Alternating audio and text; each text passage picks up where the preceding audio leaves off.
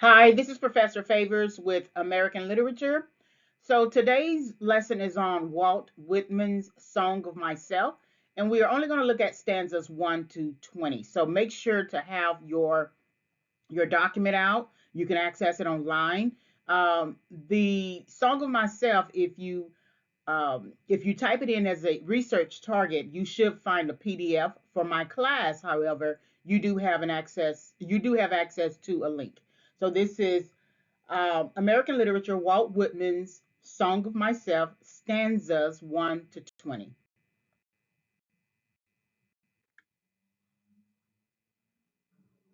So this lesson is subject to fair use because I am including the 20 stanzas within this presentation, but it is for teaching purposes. So um, there are also pics, two pics of Walt Whitman as well. So this is subject to fair use. All right, so let's look at Walt Whitman. His date ranges 1819 to 1892. And so here's a picture of him. And I'm just going to read this slide and the next slide.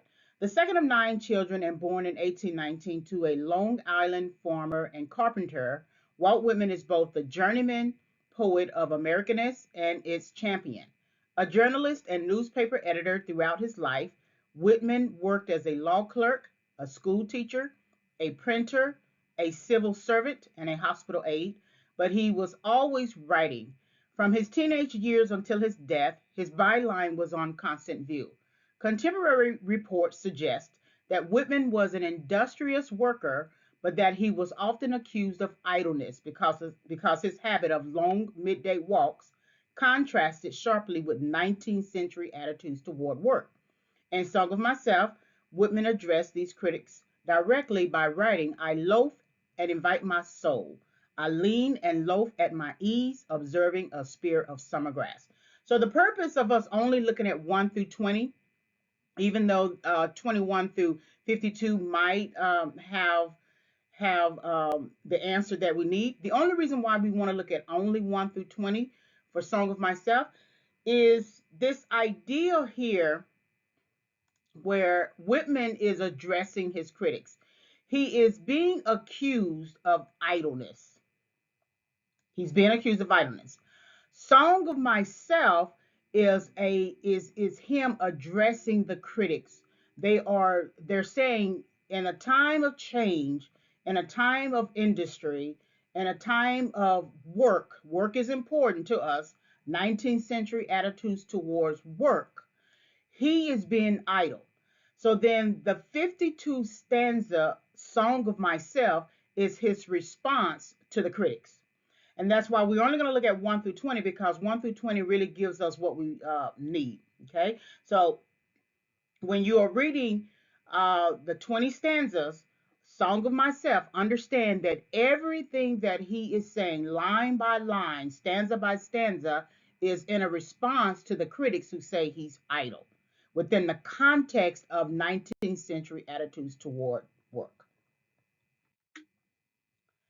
All right, so for Whitman, too much industry dulled the ability to celebrate the ordinary. In the preface to the first edition of Leaves of Grass in 1855, Whitman expounds on his love for the common. Other states indicate themselves in their deputies, but the genius of the United States is not best or most in its executives or legislators, nor in its ambassadors or authors or colleges or churches or parlors, nor even in its newspapers or inventors, but always most in the common people. Whitman's love for the common people that he encountered and observed in the urban centers of the North is expressed in all his poetry. If his British contemporary Alfred Lord Tennyson is the national poet of mourning, then Whitman is the national poet of celebration. So, what you see here with Whitman, too much industry, too much industry dulled the ability to celebrate the ordinary. Every day there is a ordinary experience. And what he's suggesting here that all of these people who are about industry, and call it genius, right? So these are the folks who are business executives. These are the folks who are state, federal legislators. These are some of the people who are ambassadors, authors, colleges, churches, parlors, even newspapers or inventors. These are the people who are so busy with industry, and there's nothing wrong with industry in a sense that you still need to put your hands to work. But he was saying that people spent too much time in industry to the point that they missed the commonness of people, everyday ordinary living. And so again, Song of Myself is a response to the critics that you are spending too much time in industry. You're not celebrating the ordinary. You're calling yourself genius because of all these different categories, right? It's like a person listing all of their accomplishments on their resume. You do this, you do this, you do this, but there's some aspect of your life that you are missing out on. And that's what he wants to call attention to.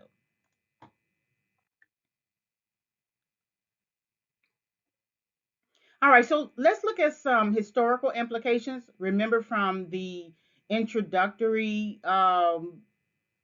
PowerPoint lesson to the course um, on time periods, that every time you see something in terms of a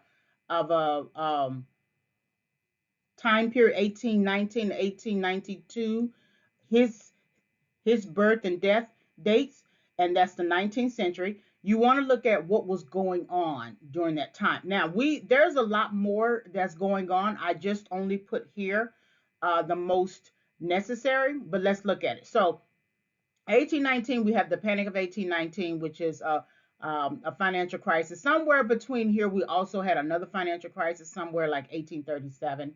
Thomas Jefferson founds the University of Virginia. So then we have different states becoming states, or different territories becoming states. So Maine and Missouri becoming a state. Florida becomes a U.S. territory. We also have Thomas Jefferson and John Adams, the presidents, dying on the same day, and then Andrew Jackson becoming president. We have Nat Turner's revolt, also slavery debates. We have Oberlin College beginning enrolling female students. This is a change in the dynamic of all men being able to go to college, right? And many of the institutions having to create uh, separate institutions for women, separate institutions for Black Americans. And so you're going to see this again in your final paper for this course on single sex colleges. And the title of that is Are Single Sex Colleges Obsolete? And so then 1845, we have Florida and Texas becoming states. Then we have the Mexican American War. What is interesting here is 1857 is kind of like a current issue that's going on today. But this was Dred Scott v. Sanford, and he sued based on the idea that he was free from slavery. And so slaves and blacks, um, the conclusion of the suit, the judge's decision, slaves and blacks descended from slaves were not American citizens and cannot sue. So then later we ended up having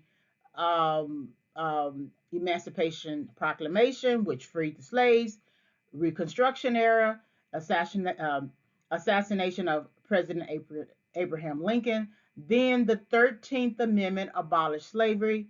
The 14th Amendment granted citizenship and equal protection under the law, meaning that we're not necessarily equal.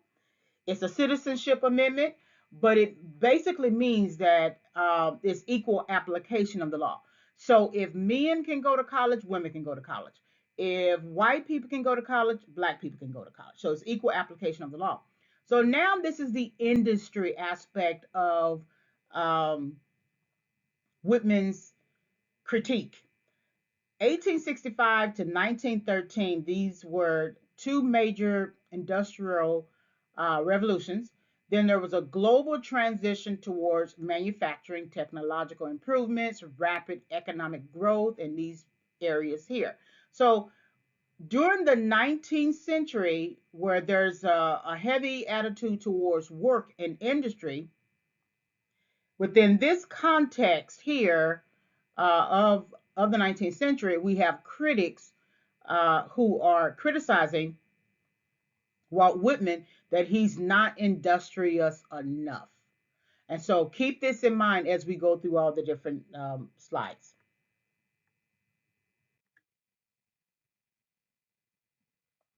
So we're looking at the immediate text. Whenever you want to look at a literary work, you look at the immediate text. You don't go and find um, secondary source material to try to understand the text itself. You want to take some time to learn how to look at the text yourself, and that's what we're going to do.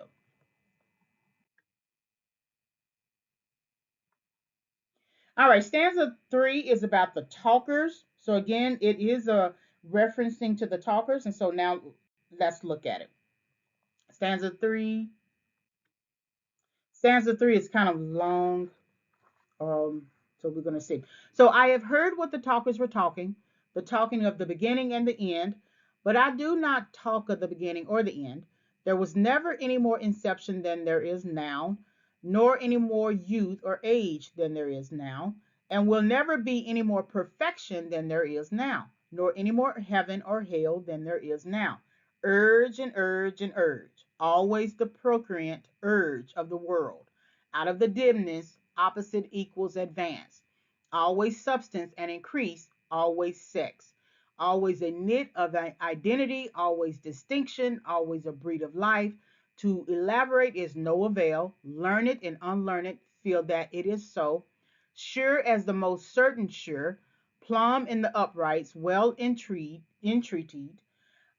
braced in the beams, stout as a horse, affectionate, haughty, electrical. So with this, I've heard what the talkers were talking, the talk of the beginning and the end, but I do not talk of the beginning or the end. Note that this is, pay attention to, this is and this is or. And or are two different types of conjunctions, okay? And these are coordinating conjunctions in grammar. So when you think about I have heard what the talkers were talking, meaning I am aware of what they talk about in terms of me. Talking is communication, right?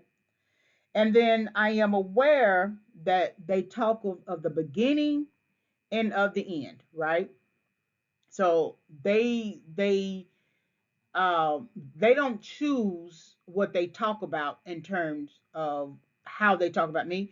They talk about both my beginning and my end. But I do not talk of the beginning or the end, meaning that I don't have time to talk about one thing or the other. I have something else to be concerned about. In addition, and these are sort of like historical references, right? If we look at this figuratively, right? People love to recite history. There was never any more inception than there is now. Inception here means the establishment or starting point of an institution or activity. So we got all these starts. We got the start of technological improvement. We got the start of historical events. We have the start of this. There was never more. It seemed like we are doing more starting now than we have before, nor any more youth or age than there is now. Youth and age come and go. Those are seasons, and will never be any more perfection than there is now. Here it is. We are perfecting um, these seasons of life, and the current season is the 19th century industrial revolution. So here it is. We are perfecting technologically, economically, globally, right? Nor any more heaven or hell that there is not. Heaven or hell is still the beginning and the end. What we are guided by is the urge. We urge and urge and urge. Urge is essentially persistently persuaded to do something. We have this urge, this urge, this urge. Doing something and developing something are two different things. So out of the dimness, opposite equals advance. We have this urge to advance. And then we have this substance and increase. And urge is characterized or can be characterized figuratively as sex. Sex being two people coming together, right? Procreating. Then always a knit of identity, a distinction, a breed of life.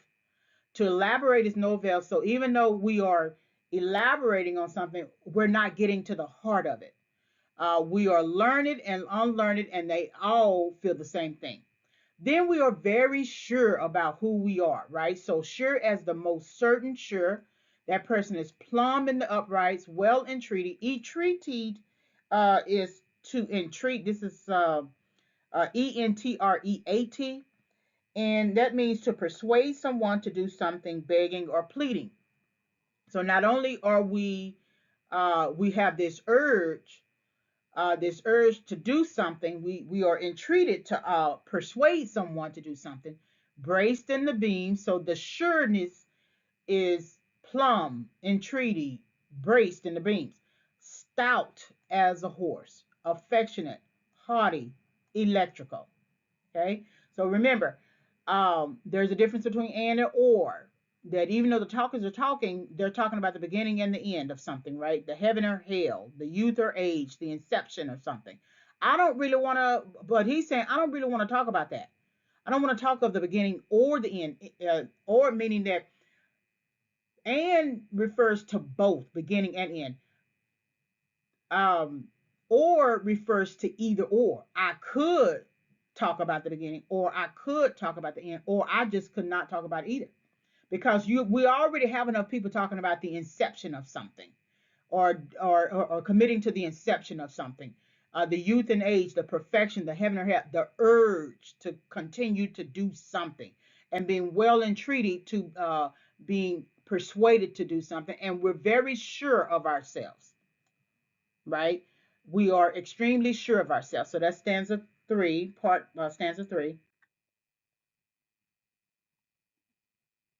And here's the rest of stanza three. I in this mystery here we stand. Clear and sweet is my soul, and clear and sweet is all that is not my soul. Lack one, lacks both, and the unseen is proved by the seen, till that becomes unseen and receives proof in its turn. Showing the best and dividing it from the worst age vexes age. Knowing the perfect fitness and equanimity of things, while they discuss, I am silent and go bathe and admire myself. Welcome is every organ and attribute of me, and of any man hearty and clean. Not an inch, nor particle of an inch is vile, and none shall be less familiar than the rest. I am satisfied, I see, dance, laugh, sing. As the hugging and loving bedfellow sleeps at my side through the night, and withdraws at the peep of the day with stealthy tread, leaving me baskets covered with white towels swelling the house with their plenty, shall I postpone my acceptation and realization and scream at my eyes that they turn from gazing after and down the road, and forthwith cipher and show me to assent exactly the value of one and exactly the value of two, and which is ahead. I want to start at the bottom here. So exactly the value of one and the value of two, which is ahead. So a lot of times, this ahead here refers to sort of like a race. We have this race against time, and ahead means further forward. So of the value of one and exactly the value of two, which one has more value? Which one is ahead, right? So I in this mystery here we stand. Clear and sweet is my soul, and clear and sweet is all that is not my soul. So there is part of my soul that's very clear and sweet. Then there's part of my soul that is not clear and sweet. Okay. Lacks one, lacks both, and the unseen is proved by the seen. So whatever is uh, what you are not privy to, or what I don't privy you to, what you don't have access to, I don't give you access to as a mystery. The unseen is proved by the seen. So when I finally do reveal myself, what you didn't see about me, like the mask, I have this mask on, right? And so a lot of times we say oftentimes that when people meet us, we meet or we meet people, we meet their representative. So there's a lot that they're hiding. There's a lot that is clear and sweet in their soul that they present. And then there's a lot that is not and clear and sweet is all that is not my soul that they don't present. But once we see it, once they are maybe triggered or provoked, whatever we didn't see about that person is now seen. So the clear and sweet that is not my soul. To that becomes unseen and receives proof in its turn, showing the best and dividing it from the worst. Age vexes age, knowing the perfect fitness and equanimity of things. Equanimity means mental calmness, composure, evenness to temper. So knowing the perfect fitness and equanimity of things, while they discuss, I am silent. Go back to the talkers, go back to the assumers, I mean, the people who assume the assumptions. While they discuss, I am silent. So there are some things I'm going to be silent about. Even though you give me criticism, you are hurling criticism at me because of my idleness, Walt Whitman. There are some things I'm just not going to respond to. There's part of me that's going to be a clear and sweet is my soul. Then there's part of me that is not, that is clear and sweet, that is not my soul. And the part that I don't want to necessarily show you, even though I might end up showing you, could the unseen could become seen. But while they discuss, I'm choosing to be silent. Instead, I go bathe and admire myself. Welcome is every organ and attribute of me and of any man hearty and clean. Not an inch nor a particle of an inch is vile, and none shall be less familiar than the rest. I am satisfied. So, as much as you want to uh, insinuate that my lack of industry has something to do with some sort of lack of satisfaction with myself, no, I admire myself. I'm satisfied. As much as you want to tell me that I'm not satisfied, no, I'm very much satisfied. As the hugging and loving bedfellow sleeps at my side through the night and withdraws at the peep of the day with a stealthy tread, leaving me baskets covered. So I have a companion as well, with white towels swelling the house with their plenty. Shall I postpone my acceptation and realization and scream at my eyes that they turn from gazing after and down the road and forthwith cipher and show me to assent exactly the value of one and exactly the value of two, which is ahead. So as much as you're saying that I lack value because I'm not doing as much work as you are, I'm telling you that I actually have more value because I'm satisfied in who I am. I don't have to. I don't have to return a response to you just because you um, criticize me. Which of us are ahead? There's a value of you talking about me or criticizing me, and then there's a value of me doing what I want to do. Which one of us is having the better experience? Right? You are running around being industrious, but are you resting? Are you learning? Are you taking in the earth? So that's stanza 3. All right, so here's some resources, research archives, and educational information. So Walt Whitman Birthplace Association website, then research archives list of links you can find on that website. Some are good links and some are not. So I added a Walt Whitman archive link here, and then of course the source pig. All right. Thank you very much for listening.